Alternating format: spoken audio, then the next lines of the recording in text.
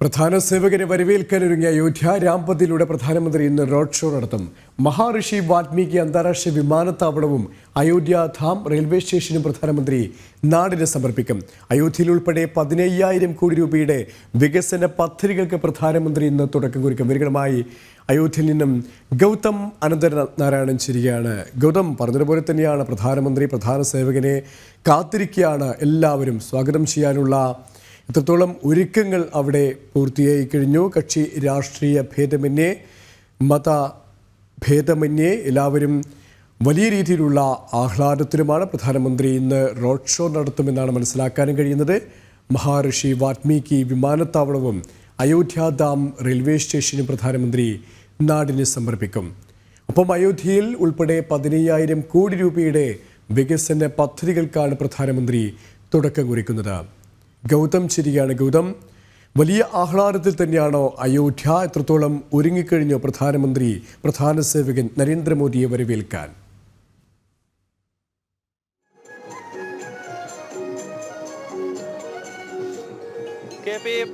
പ്രധാനമന്ത്രി നരേന്ദ്രമോദിയെ വരവേൽക്കാൻ അയോധ്യയുടെ രാജവീഥികൾ ഒരുങ്ങിക്കഴിഞ്ഞിരിക്കുകയാണ്. ഞാൻ ഈ നിൽക്കുന്ന പ്രധാന പാതയിലൂടെയാണ് പ്രധാനമന്ത്രി ഇന്നിപ്പോൾ റോഡ് ഷോ നടത്താൻ പോകുന്നത്. നമുക്ക് ദൃശ്യങ്ങളിൽ കാണാം ഭാരതത്തിന്റെ വൈവിധ്യവും ഉത്തർപ്രദേശിന്റെ സാംസ്കാരിക തനിമയും വിളിച്ചോതുന്ന നൃത്തങ്ങൾ റോഡിന്റെ ഇരുവശങ്ങളിലും ഒരുക്കിയിരിക്കുന്നു.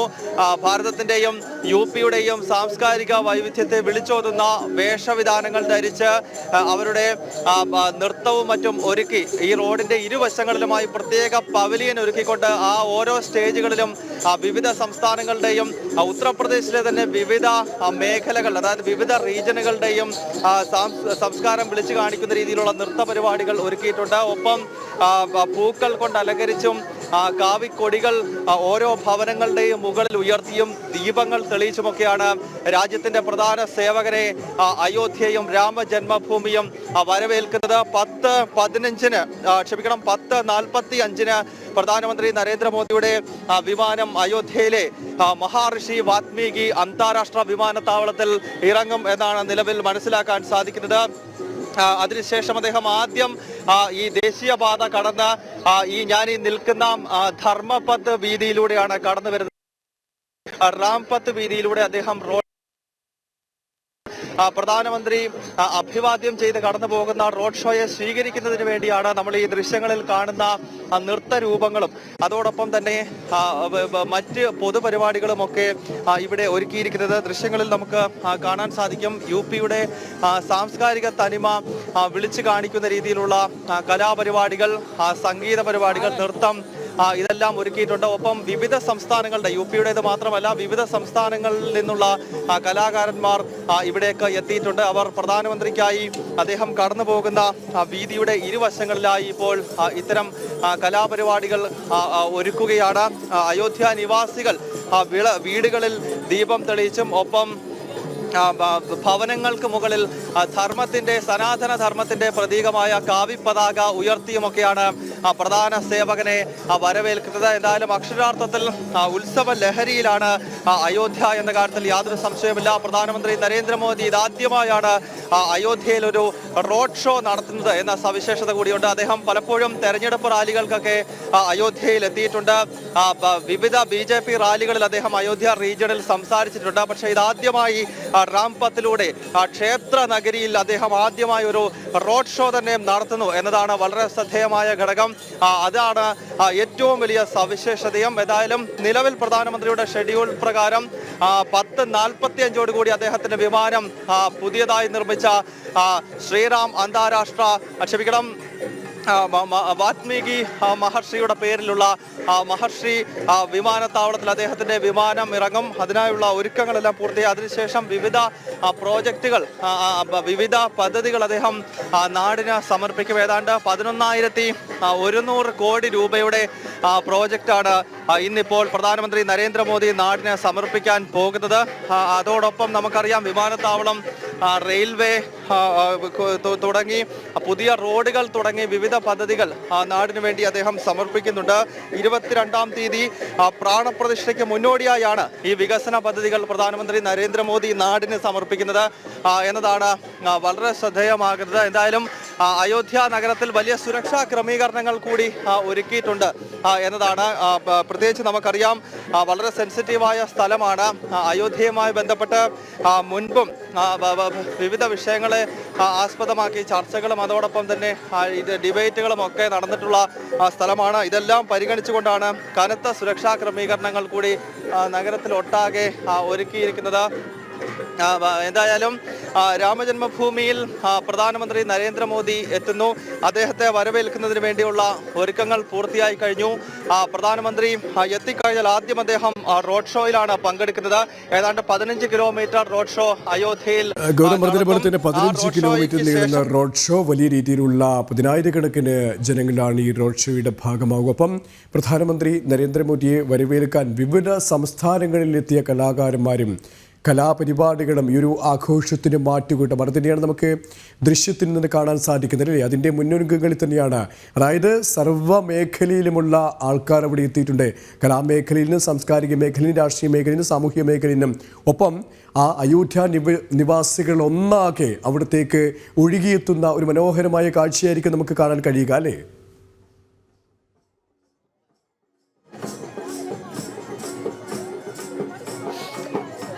സുരേഷ്, അത് തന്നെയാണ്. അതായത് സുരേഷ് ചൂണ്ടിക്കാണിച്ചതുപോലെ അയോധ്യയുടെ സംസ്കാരം അതോടൊപ്പം തന്നെ ഭാരതത്തിന്റെ വൈവിധ്യമാർന്ന സാംസ്കാരിക തനിമയും വിശദീകരിക്കുന്നതാണ് ഈ കലാ പ്രകടനങ്ങൾ എന്ന കാര്യത്തിൽ സംശയമില്ല. ഇപ്പോൾ ജനം ടിവിയുടെ പ്രേക്ഷകർക്ക് വേണ്ടിയാണ് ഈ കലാകാരന്മാർ ഇപ്പോൾ ഈ നൃത്ത ചുവടുകൾ വെക്കുന്നത്. ഭാരതത്തിന്റെ തനിമ വ്യക്തമാക്കുന്ന, നമ്മുടെ ഒത്തൊരുമ വ്യക്തമാക്കുന്ന അയോധ്യയുടെയും ഹിന്ദു ഹൃദയഭൂമിയായ ഉത്തർപ്രദേശിന്റെയും സാംസ്കാരിക തനിമ വിളിച്ചോതുന്ന കലാപ്രകടനങ്ങൾ നമുക്ക് ഇവിടെ കാണാൻ സാധിക്കുന്നു. ഭാരതത്തിന്റെ തനിമയും രാമരാജ്യത്തിന്റെ തനിമയും ഒക്കെ വ്യക്തമാക്കുന്ന വിവിധ ആർട്ട് ഫോമുകൾ, വിവിധ വർണ്ണത്തിൽ നിറത്തിലുള്ള വസ്ത്രങ്ങൾ, അങ്ങനെ ആകെ ഒരു ഉത്സവ അന്തരീക്ഷത്തിലാണ് അയോധ്യ എന്ന കാര്യത്തിൽ സംശയമില്ല. സാധാരണ ദീപാവലി ദിനത്തിലാണ് ഇത്ര വലിയ ആഘോഷം അയോധ്യയിൽ നമ്മൾ കാണാറുള്ളത്. നമുക്കറിയാം മര്യാദാ പുരുഷോത്തമൻ ഭഗവാൻ ശ്രീരാമൻ 14 വർഷത്തെ വനവാസവും അതോടൊപ്പം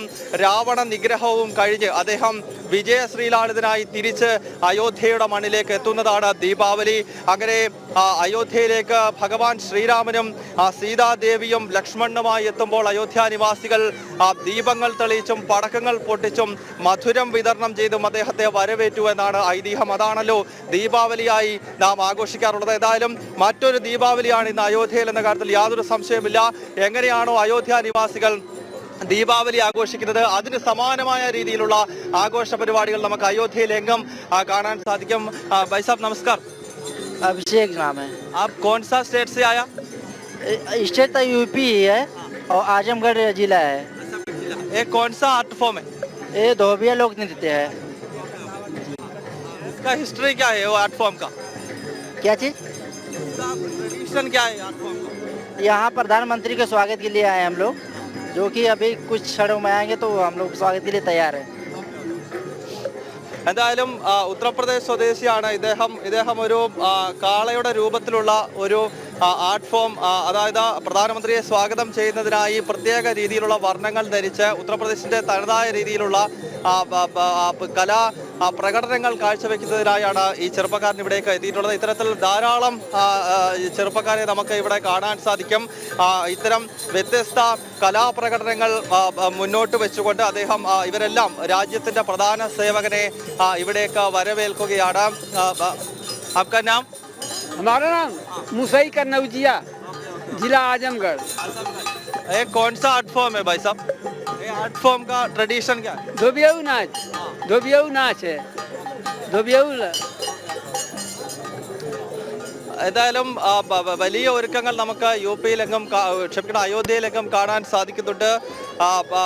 അല്പസമയത്തിനകം, അതായത് 10:45 പ്രധാനമന്ത്രി അയോധ്യ അന്താരാഷ്ട്ര വിമാനത്താവളത്തിൽ എത്തിച്ചേരും. അതിനുശേഷം നേരത്തെ നമ്മൾ സൂചിപ്പിച്ചിരുന്നു 240 കോടി രൂപ മുടക്കി നിർമ്മിച്ചിട്ടുള്ള അത്യാധുനിക റെയിൽവേ സ്റ്റേഷൻ. ഈ റെയിൽവേ സ്റ്റേഷന്റെ പ്രത്യേകത വിമാനത്താവളത്തിന് സമാനമായ സജ്ജീകരണങ്ങൾ ഒരുക്കിയിട്ടുള്ള റെയിൽവേ സ്റ്റേഷനാണ്. അതിന്റെ ഉദ്ഘാടന കർമ്മം പ്രധാനമന്ത്രി നരേന്ദ്രമോദി നിർവഹിക്കും. ഒപ്പം ഈ റെയിൽവേ സ്റ്റേഷനിൽ മറ്റൊരു നിർണായക ചടങ്ങ് നടക്കുന്നത് ഏതാണ്ട് 8 പുതിയ ട്രെയിനുകളുടെ ഫ്ലാഗ് ഓഫ് കർമ്മം അദ്ദേഹം അവിടെ നിർവഹിക്കുകയാണ്. അതിൽ 2 എണ്ണം അമൃത ഭാരത് ട്രെയിനുകളാണ്, അതിവേഗ ട്രെയിനാണ്. ഒന്ന് അയോധ്യയെയും അതോടൊപ്പം തന്നെ ഡൽഹിയെയും കണക്ട് ചെയ്യുന്ന അമൃത ഭാരത് ട്രെയിൻ, അതോടൊപ്പം മറ്റൊന്ന് പശ്ചിമ ബംഗാളിലെ മാൾഡയെയും ഒപ്പം ദക്ഷിണ ഭാരതത്തിലെ ബംഗളൂരിനെയും കണക്ട് ചെയ്യുന്ന അമൃത ഭാരത് ട്രെയിനാണ്. അതിന്റെ 2ന്റെയും ഫ്ലാഗ് ഓഫ് കർമ്മം അദ്ദേഹം ഈ റെയിൽവേ സ്റ്റേഷൻ ഉദ്ഘാടന കർമ്മത്തിനൊപ്പം നിർവഹിക്കുന്നുണ്ട്. ഇത് കൂടാതെ 6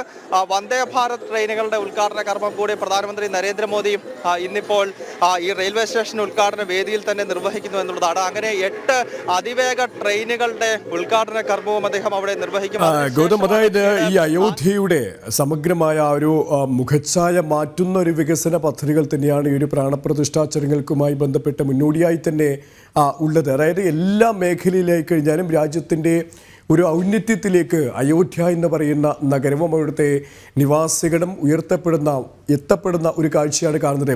അതുകൊണ്ട് തന്നെയാണ് ഈ ഒരു അയോധ്യ നിവാസികൾ ഒന്നാകെ തന്നെ ഈ രാമക്ഷേത്രം ഉയരുന്നതിൻ്റെ ആ ഒരു സന്തോഷം എല്ലാവരിലും ഉണ്ടെങ്കിലും അതോടൊപ്പം തന്നെ ഈ വികസനത്തിൻ്റെ ഭാഗമാകുന്നത് കൂടി അവർ അത്രമേൽ സന്തോഷത്തോടെ ആഹ്ലാദത്തോടെ ഉൾക്കൊള്ളുകയാണല്ലേ?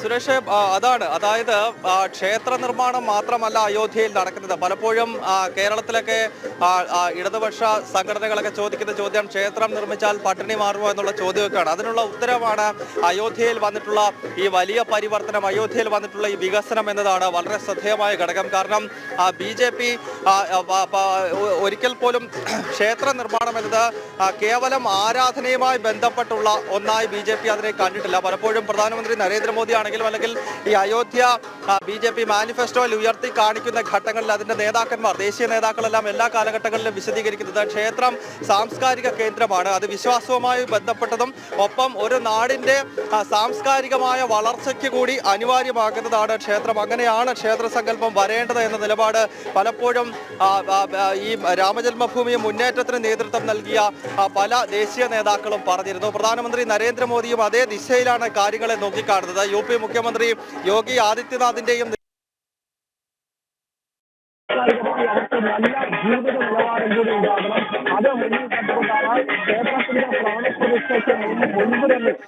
അത് മുന്നിൽ കണ്ടുകൊണ്ടാണ് ക്ഷേത്രത്തിന്റെ പ്രാണപ്രതിഷ്ഠയ്ക്ക് മുൻപ് തന്നെ പ്രധാന സേവകൻ അയോധ്യയിലെത്തി അയോധ്യ എന്ന ഈ മണ്ണിന്റെ അതിനെ വികസിപ്പിക്കുന്ന രീതിയിലുള്ള പ്രവർത്തനങ്ങൾക്ക് കൂടി അദ്ദേഹം തുടക്കം കുറിക്കുന്നത്. അതായത് ഒരു ഭാഗത്തെ വിശ്വാസവും ഐതിഹ്യവും അതോടൊപ്പം തന്നെ അയോധ്യയുടെ പാരമ്പര്യവും ഉയർത്തിപ്പിടിക്കുന്നു, മറുഭാഗത്ത് അയോധ്യ എന്ന നഗരത്തിന്റെ വികസനം, ഇവിടുത്തെ നിവാസികളുടെ വികസനം അതുകൂടി ഉറപ്പുവരുത്തുന്ന രീതിയിലുള്ള പ്രവർത്തനമാകണം നടക്കേണ്ടത്.